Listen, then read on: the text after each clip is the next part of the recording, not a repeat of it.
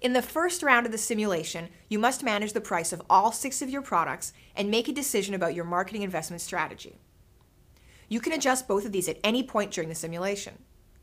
To make your decision, you will need to know how to operate the corresponding transactions in SAP and will need information on which to base those decisions.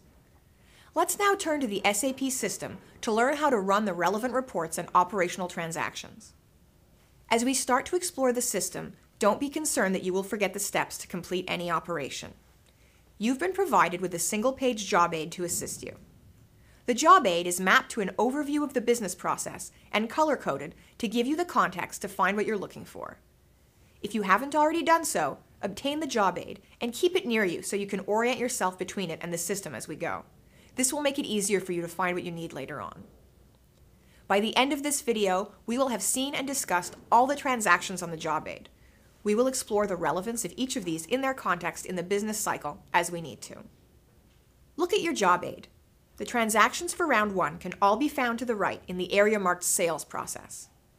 Each time a simulation event is run, an SAP environment is assigned for that event, and each team of participants is assigned one of the 26 companies available. Within those teams, each person is assigned a unique user account with associated username and password. This information is vital, as without access to the environment, you cannot participate. The general format of these is also documented on the job aid as a reminder. In the context of the distribution sim, the general form of the username is as you see it before you and as it appears on the job aid. You must substitute the $ for your team letter, in our example A, and the pound key for your user number, in our example 3. The password for each event is also on the job aid, and it is case sensitive. You must type it exactly as it appears. The SAP server and client will also be assigned to you. There is nothing to substitute here. You simply use these as provided. For the purpose of this training, we will demonstrate everything as though you were assigned Team A, User 1, using Client 300. Keep in mind that when it comes time for you to practice, or more importantly, if you have already been assigned a practice environment, you must substitute team letter A and user 1 with those that you have actually been assigned and use the SAP server and client assigned to you. Time to get hands-on. Let's log in. First, we start the SAP application. Select the correct server and click on Login.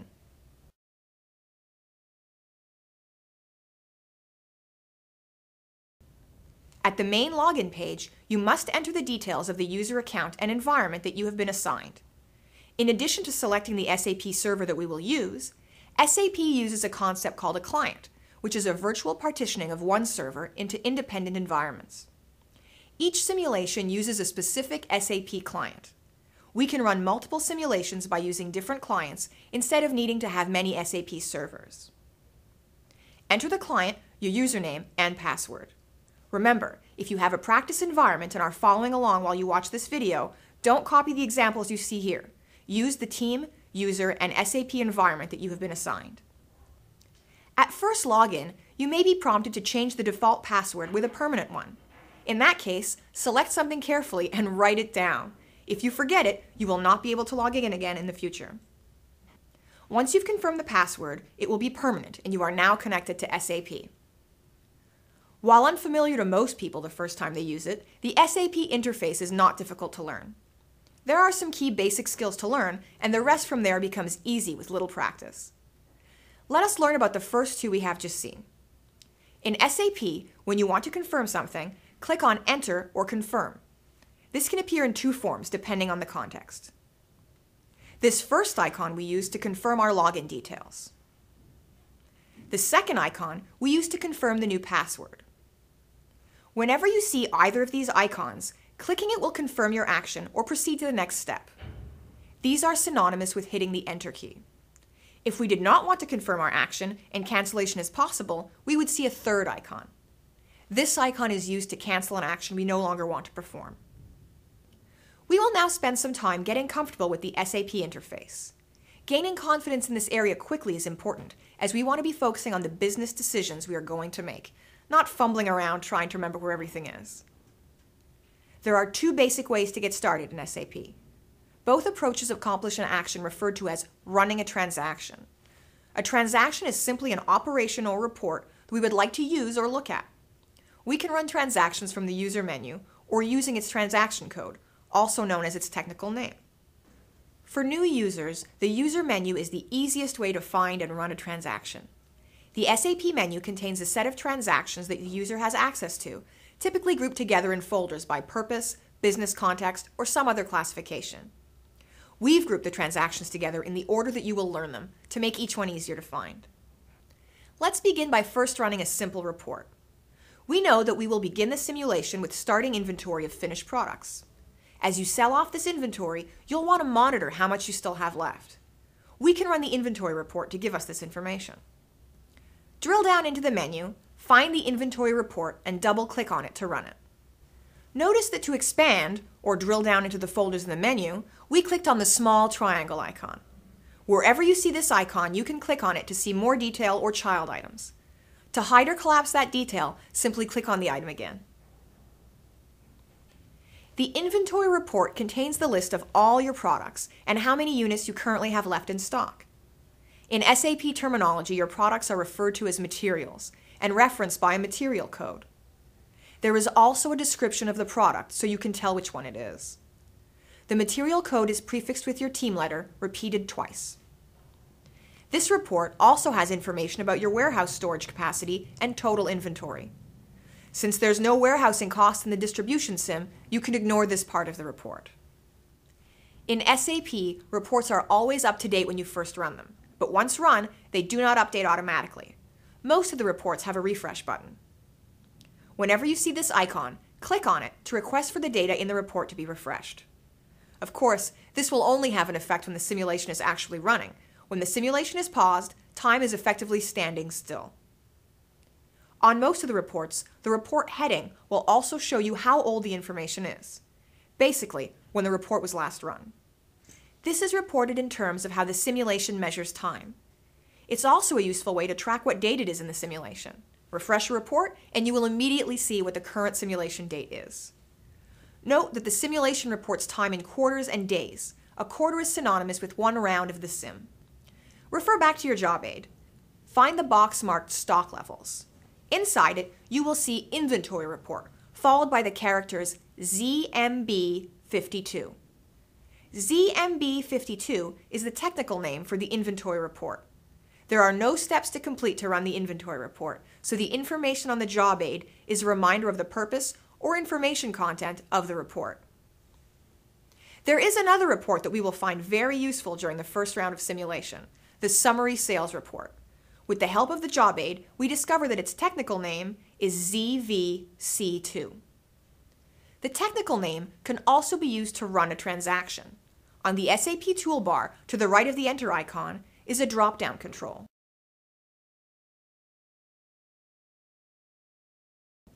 You can type the technical name into this space and click on the Enter icon to run the relevant transaction.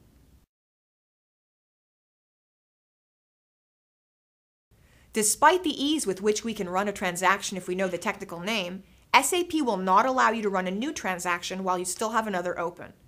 We must first return to the user menu before running another transaction. The Summary Sales Report contains a day-by-day, product-level summary of the sales orders you have received from your customers, specifically the number of separate orders you've received, the total units ordered, and revenue value. Since the simulation has not yet started, there are no orders yet.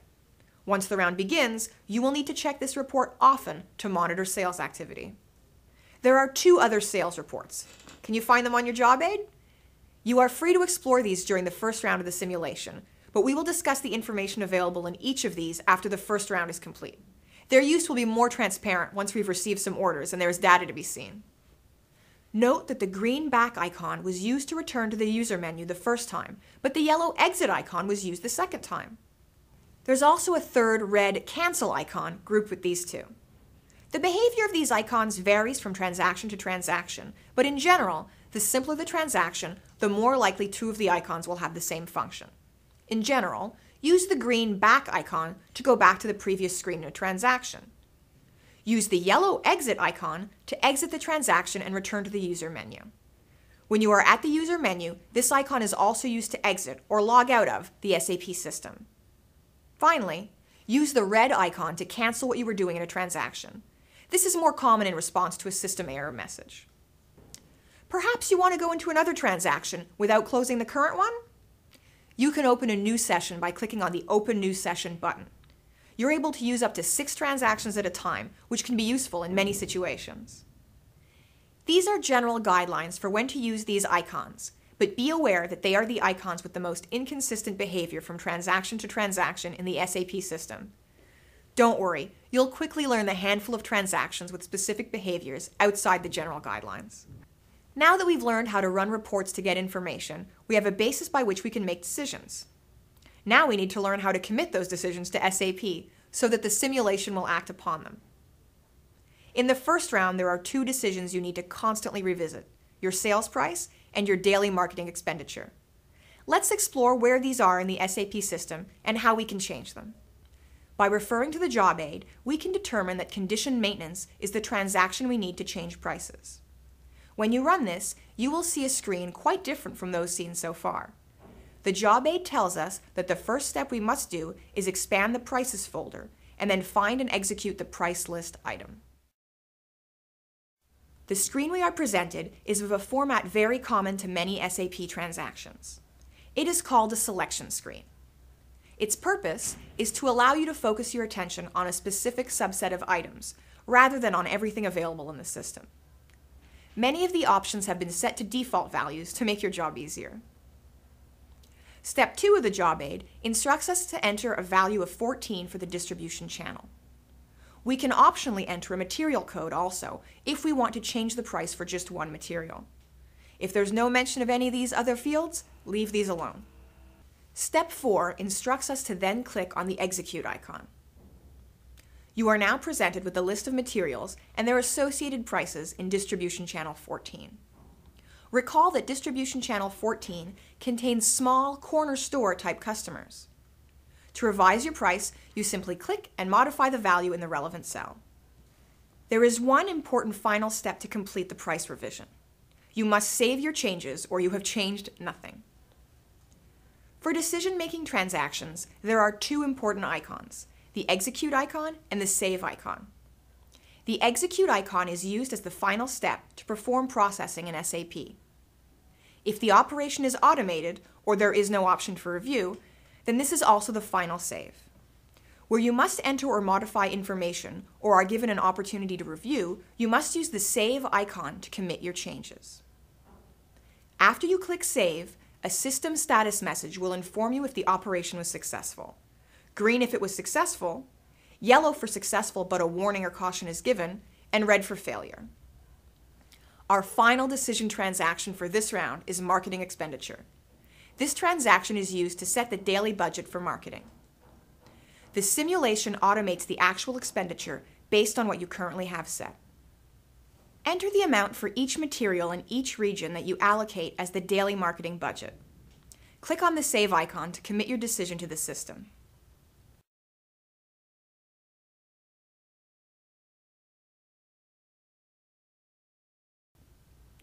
To revise your plan, enter new values or overwrite the old ones. Always remember to save your changes. If you want to stop spending anything on marketing or make drastic changes, you can click on the Clear button to remove all values. Clear does not save. You must click on Save or enter new values and click on Save to commit your decision. Recall that marketing is by region as well as by specific product. The influence on the customer is persuasive from one product to another. If you market multiple products in the same region, not only will they compete against the competition's offering for brand space, but also against each other. Keep this in mind. Carpet bombing is a low-yield, high-cost marketing strategy.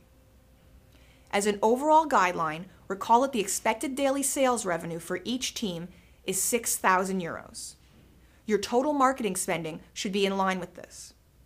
10% of sales would be a fairly aggressive marketing budget. 10% would correspond to 600 euros per day across all 18 product and region combinations. Let's recap our situation. We have 6 products which come in 2 sizes, 1 liter and a half liter. These products come in 3 flavors: Clear Pure, which is plain water, Spritz, carbonated water, and Lemon Spritz, carbonated water with a hint of lemon flavoring. Large bottles are sold in boxes of 12, and small bottles sold in boxes of 24. Your supplier prices are fixed, and your initial pricing is set to give you a gross margin of €3 per box. You begin the simulation with starting inventory of all 6 products. The following table contains the relevant data. At this point, we will start the simulator, and you are free to use the system and take action as you see fit. As the simulation runs through the first few days, you should start to see sales orders coming in and your inventory reducing. Revisit your pricing and marketing decisions often, but in small adjustments to fine-tune your sales rate.